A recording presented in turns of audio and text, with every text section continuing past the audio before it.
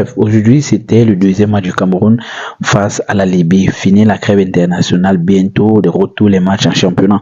Alors, aujourd'hui, il y a eu la victoire du Cameroun face à la Libye, 3-1, doublé de Aboubakar Vincent et une passe décisive de Mbouemo et un but. Alors, comment est-ce que le match s'est déroulé? Quelles sont vos impressions? Dites-moi dans les commentaires parce que pour moi, en fait, j'ai trouvé le match totalement laid, désastreux, moche à regarder malgré les 4 buts qui ont été marqués. Un but de la part de la Libye et 3 buts de la part du Cameroun. Alors je pense que si vraiment c'est avec ce style de jeu que le Cameroun pense pouvoir aller batailler dans quelques mois en Amérique, pour chercher ce qu'on appelle le trophée en or de la Coupe du Monde, vaut mieux laisser la place soit à l'Angola, soit au Cap-Vert. Parce que là, tu te rends compte qu'en fait, le Cameroun n'a aucun style de jeu. Alors que le Cameroun est censé être l'un des premiers représentants de l'Afrique en termes footballistiques mondialement. Mais tu te rends compte que le Cameroun aujourd'hui, il joue un foot où tu ne sais même pas où tu vas les placer dans un style de jeu. Tu ne sais pas s'ils sont basé sur la domination, la possession de balle. Tu ne sais pas si le style de jeu est basé sur la contre-attaque. Tu ne sais pas si le style de jeu est focus sur la domination du milieu de terrain. Je pense que c'est cataclysmique et c'est un peu honteux de la part du Cameroun d'être une très grande nation de football, mais à chaque fois nous donner des prestations totalement minables en fait. Malgré les 3 points. Oui, le Cameroun a pris 3 points qui déjà les ramènent à 1 point de l'Angola, mais avec de quelle manière, de quel style de jeu? C'est totalement honteux de la part du Cameroun. Pourquoi? Parce que leur problème en fait, ce n'est que se baser sur le problème avec le président de l'Africafoot, problème avec le ministère, problème avec le coach, problème avec l'assistant. Si mon assistant ne vient pas, je ne joue pas. Si mon assistant n'est pas là, je ne suis pas là. Bon, en fait, il faut se dire les choses en fait. Arrêtez un peu de faire les regards des gens pour dire que non, Samuel Eto'o, non, le ministère, non, monter d'ici, cela. Je pense que le coach du Cameroun n'aurait pas dû être cet homme. Pourquoi? Parce que depuis son arrivée, il y a eu des arrivées et des départs. J'ai l'impression que chez nous, c'est du mercato en fait.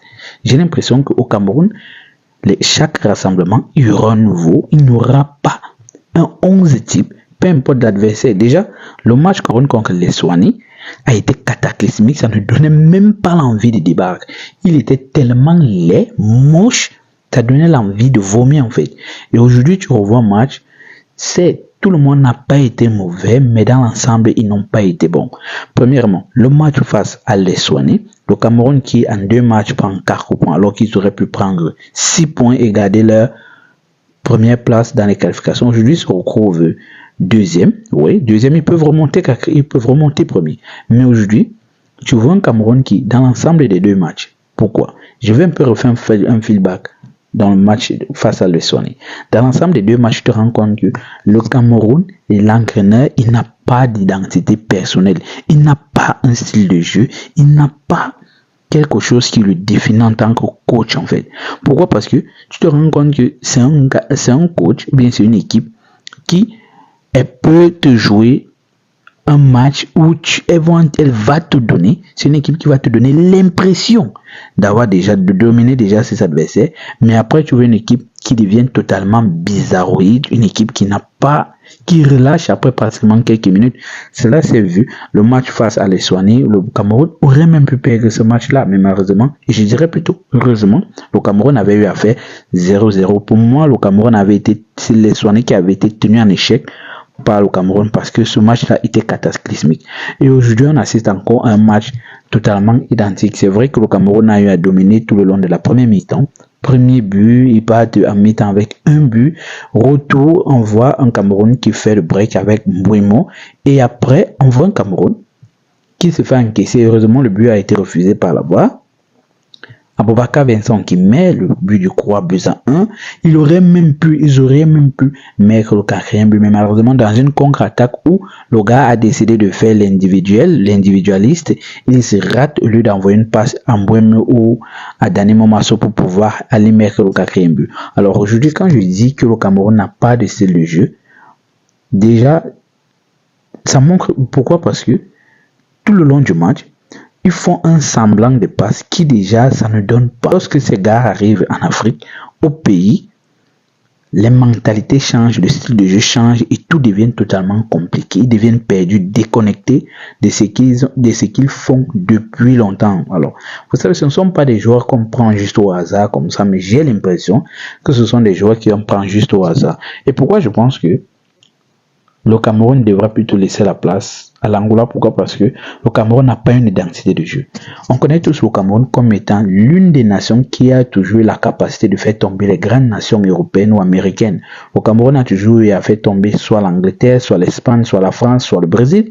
Mais aujourd'hui, on voit un Cameroun qui joue un jeu bizarre, sans idée. Et personnellement, c'est beau, il y a eu 3 points, mais de quelle manière? Il n'y a pas la manière avec laquelle le Cameroun joue. C'est pas maintenant, c'est quelque chose qui date depuis longtemps. Et je pense que c'était l'une des erreurs d'avoir fait limoger Conceição. Pour moi, personnellement, je peux me tromper, mais je pense que l'un des seuls coachs après Seedorf et Kluivert, je pense que le seul coach qui avait essayé de donner une identité propre au style du jeu camerounais, c'était Conceição. Mais malheureusement, il avait été limogé après la défaite du Cameroun en demi-finale de la Coupe d'Afrique des Nations au Cameroun. Mais aujourd'hui, quel est le style de jeu du Cameroun? C'est zéro macabo, quoi. Il n'y a pas d'identité, il n'y a pas de style, il n'y a pas de qualité. C'est vrai qu'il y a des joueurs, il y a l'effectif, mais malheureusement, à chaque rassemblement, c'est comme un mercato hivernal. Il y a des gars qui viennent, il y a ceux qui partent. Bon, d'une part, tu peux comprendre pourquoi est-ce que le Cameroun n'arrive pas vraiment à jouer. Et après, ils vont essayer de se comparer, ils vont essayer d'en vouloir aux binationaux qui n'arrivent pas, qui ne viennent pas en sélection nationale, qui ne viennent pas dans leur pays natal. Pourquoi? Parce que tu as l'impression qu'après leur arrivée, ils ne vont presque rien proposer. Pourquoi? Parce que le coach aussi ne propose rien comme tactique. Alors aujourd'hui, très belle prestation de la part de Carlos Baleba qui, pour moi, depuis sa première sélection, c'est l'un des gars qui nous propose encore un style de jeu très agréable. C'est vrai qu'aujourd'hui, il n'était pas très bon dans son style, mais sa présence, il s'est fait ressentir. Je félicite aussi Mbouemo ainsi que Dani Momasso, qui je pense qu'il se rend un petit peu compte que le football au Cameroun est totalement différent du jeu en Angleterre, parce qu'il est très bon de rappeler que Dani Momasso a joué avec les jeunes de l'Angleterre. Après, il est parti au Portugal, à Porto, et on a longtemps voulu qu'il vienne. Heureusement, il est venu, il a accepté le Cameroun, mais le temps d'adaptation est long, mais je trouve que son poste en tant que faux numéro 9, jouer derrière l'avant-centre, lui va à merveille. J'aimerais par contre qu'il essaye de prendre un peu plus ses responsabilités en tant que numéro 10 ou faux numéro 9 ou en tant que buteur qui peut décider de changer le match avec une frappe ou avec une passe qui peut totalement briser les lignes. Bon, c'était tout ce que j'avais à dire pour ce match cataclysmique de la part du Cameroun. Heureusement, ils ont pris 3 points pour eux, vraiment heureusement 3 points pour eux, face à l'équipe de Aliou Cissé, qui déjà aussi je félicite et qui, je préfère lui dire d'être vraiment courageux et de rester conscient. Vous savez bien, aimer le foot, c'est comme sortir avec une femme. En plus, une femme cool.